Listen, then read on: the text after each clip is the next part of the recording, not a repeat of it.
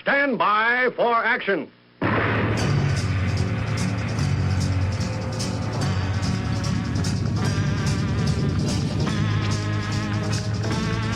Thanks for joining me. My name's Dave Miller. I am the Unpleasant Blind Guy. I'm going to read you a story that's only been covered in a few places. Then I'm going to talk about why it's only been covered in a few places. And I want to thank Jan Rennie for bringing this to my attention. The story is from WND, a news source that I'm sure many consider to be fake news. And it's by a gentleman named Leo Hohmann, and that is someone you should remember because he did some real journalistic work here, something which a lot of others have neglected to do. The story is dated January the 3rd, 2017. And the headline, Refugee named Mohammed sexually assaults disabled U.S. woman, media silent. A refugee newly arrived from Somalia has been tried and convicted for attempting to sexually assault a special needs woman while she was sitting outside of a home for the disabled in Aberdeen, South Dakota. Liban Mohammed, age 39, was in the United States for only about a week when he tried to force himself on a 32-year-old woman with severe disabilities.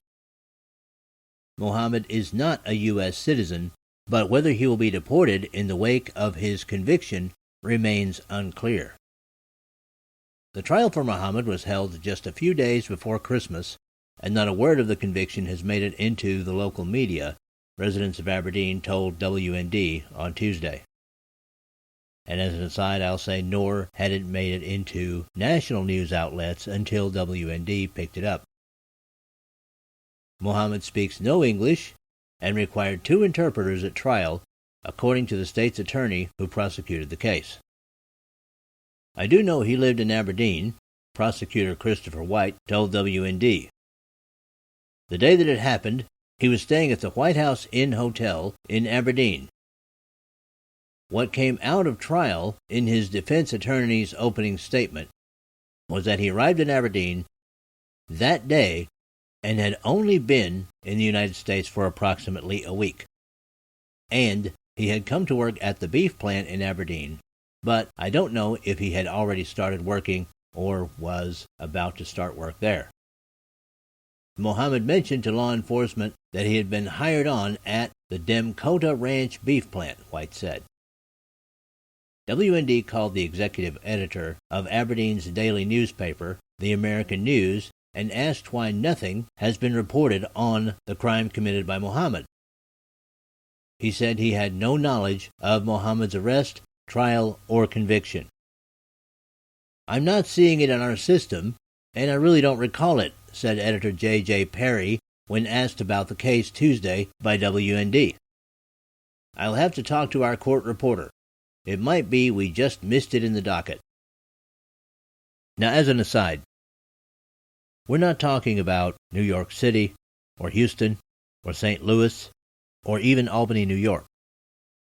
We're talking about Aberdeen, South Dakota. Not a huge city.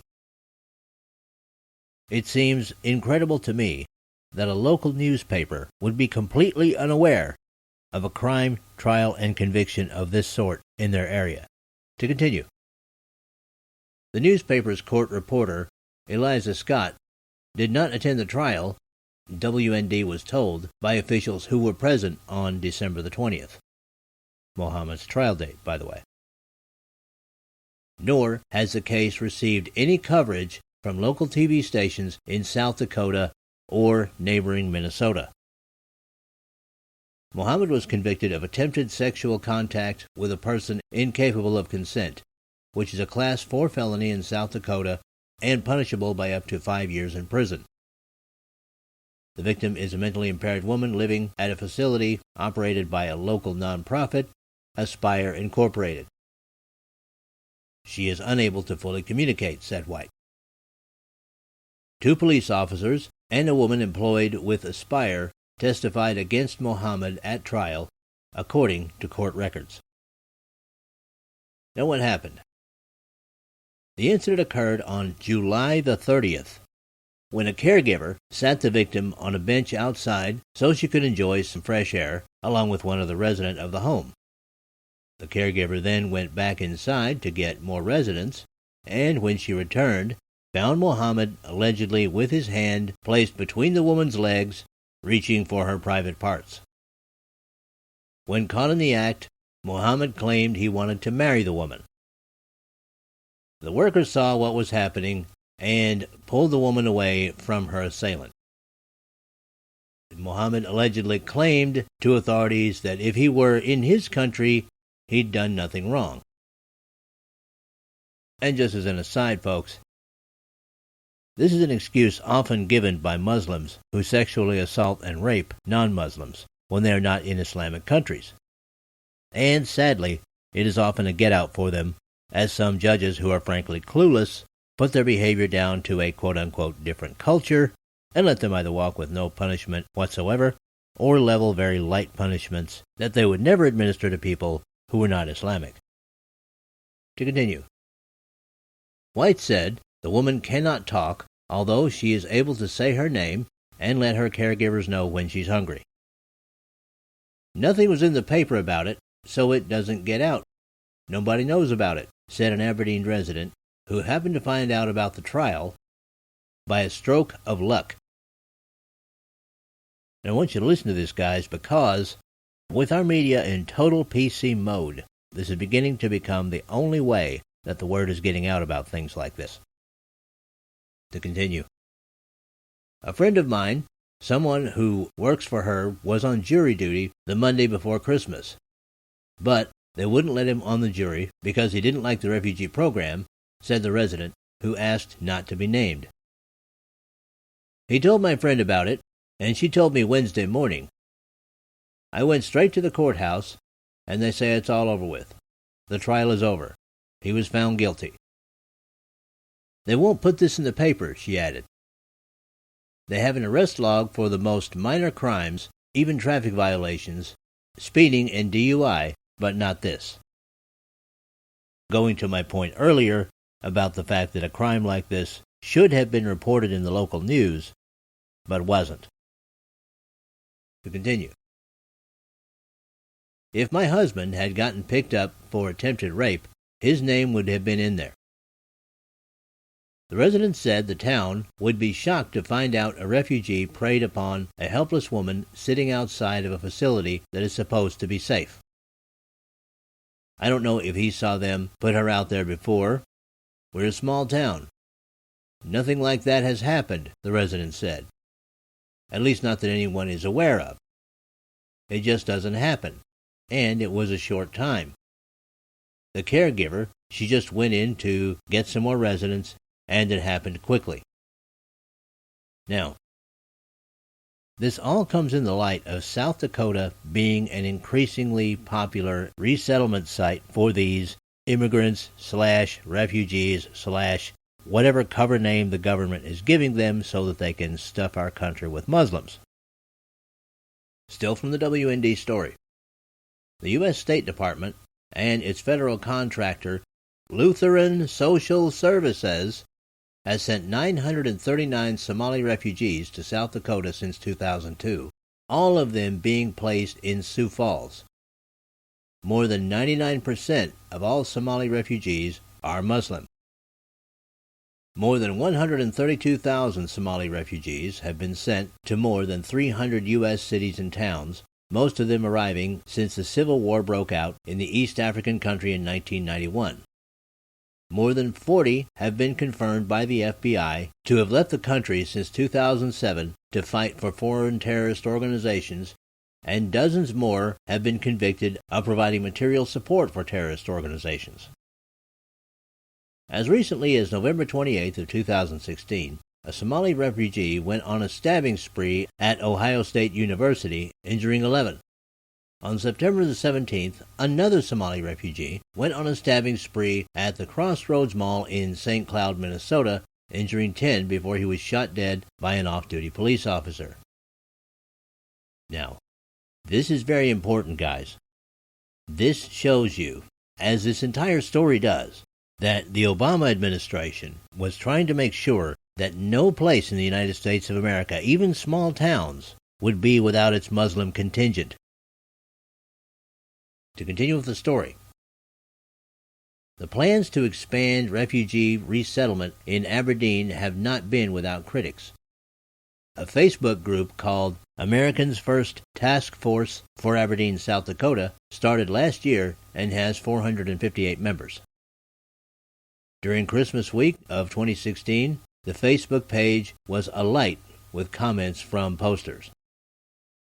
"So will he get sent back to Somalia?" asked Kelly Kimbler. "Wonder why the public didn't know about this," said another post.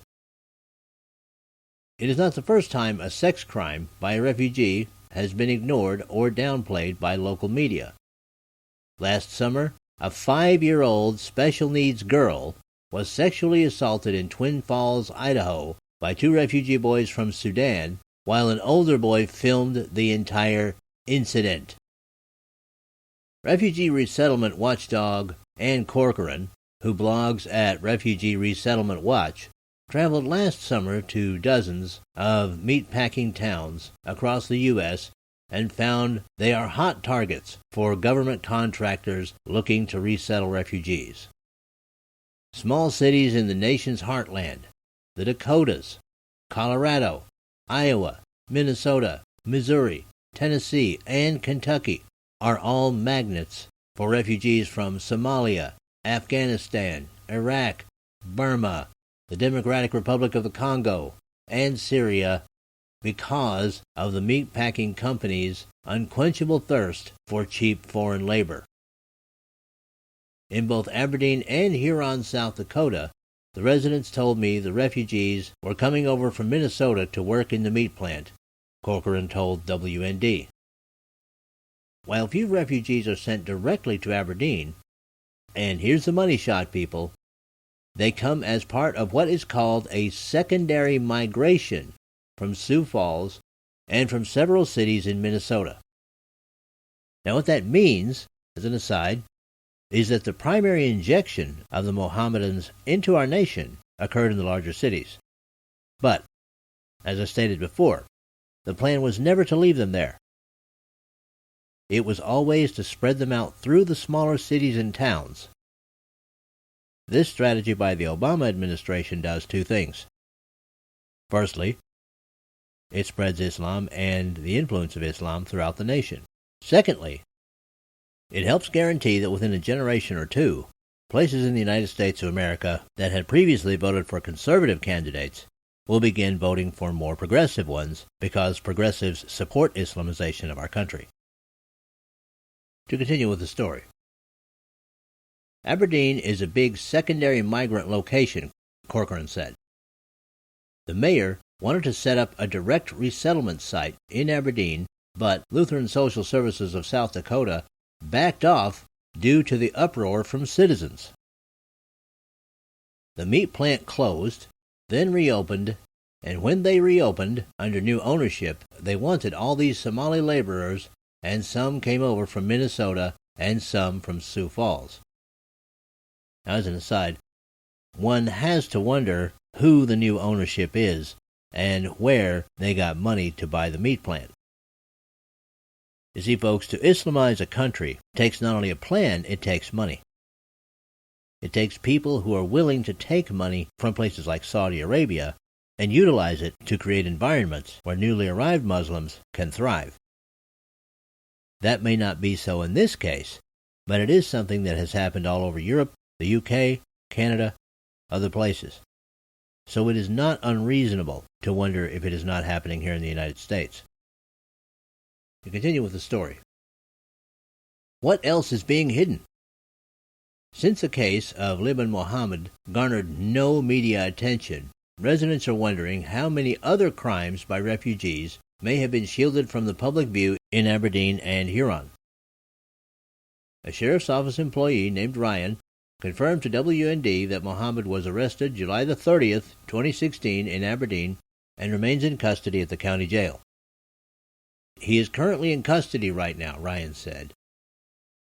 I can also confirm this, as an aside, from a telephone call that I made to the Brown County Sheriff's Office on the 6th of January, 2017, where the trial and conviction dates stated in the WND story were confirmed, and I was told that the current status of Mohammed is that he will probably be sentenced in February of 2017 because he was, at the time of the telephone call, awaiting a psychosexual evaluation.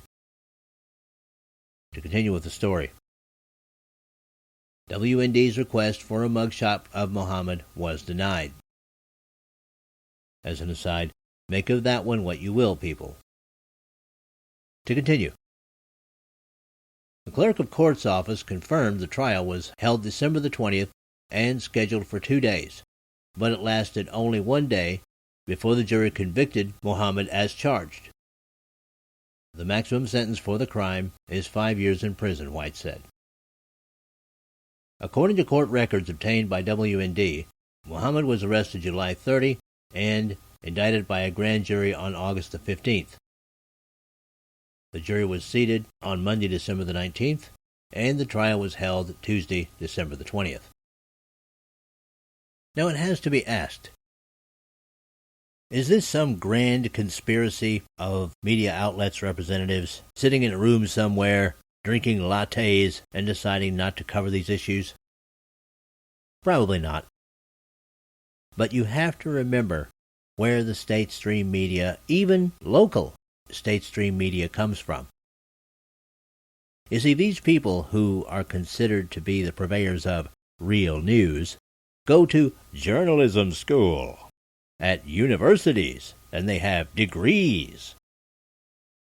They've also gone through classes with very progressive professors, and whether they believed in what they were told or not, one of the things they probably found out early was, if you don't play the political game in the state stream media, you don't advance. It's the only way, say, a reporter at a small-town newspaper could possibly one day work for the New York Times and win a Pulitzer Prize. Ditto someone doing the weekend news at a small local TV station, eventually becoming an anchor at CBS or CNN. So while it may not be a conspiracy to not report crimes of this nature, even though the crime passes every journalistic test for a story worth reporting, the story won't be reported. Not because it isn't worth reporting, but because it's not the politically correct thing to do. It's not going to advance anyone at the local paper, nor is it going to advance anyone at the local TV station. And hey, very likely, almost all of them are progressives anyway, and they don't see that there's a problem with the Islamization of the United States of America. They view Islam as a quote-unquote religion of peace because that's what they've been told. And they're not going to question further because that could affect their bank account. Because if nothing else, remember, progressive as they may be, people in media are pragmatists when it comes to their paychecks. Now the only problem with this is that the people wind up suffering. Crimes are committed by people who don't know the language and don't care to learn, who come to our country uninvited by the people and don't want to assimilate, and don't intend to ever assimilate. And they're ignored because of ignorance from the progressive left, who see only an advantage in a large and ever-expanding pool of voters. Ask the people of Germany, France, the UK, the Netherlands, Australia, Canada, Angola. They'll tell you what the reality of Islamization of their countries is. People, in the end, some of the real fake news is the news that isn't even reported.